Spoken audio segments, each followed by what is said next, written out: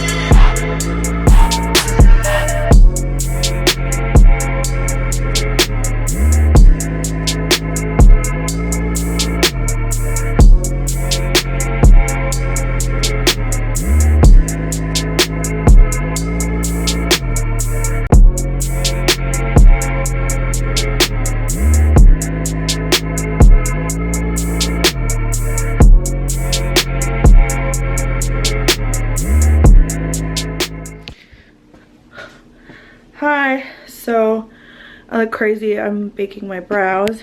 Don't mind me. Yeah, so this is kind of like what it looks like. Yeah, I don't know. This is not the miracle product for me as it is for everybody else. It looks like shit. It's just gonna add an extra step, honestly, because now I have to fix this mess. Whereas if I just let my hair air dry, then I can just, you know, straighten it from there. So now I have to delete this frizzy mess. So I would say quit it. When it comes to this product, if it's a hit it or quit it, I'm gonna quit it because it probably caused unnecessary damage to my hair. It doesn't look good. It just looks fried. This is not the mood, not my vibe, not my journey. So I don't like it. I don't know. I think I'm just gonna stick to air drying my curly hair. So I don't know, everyone raves about this, so I just thought I'd give you my honest opinion. So yeah, for me it's a no. Okay, sorry. Okay, well, nice to see you guys. Be sure to comment, like, subscribe, and don't make it weird.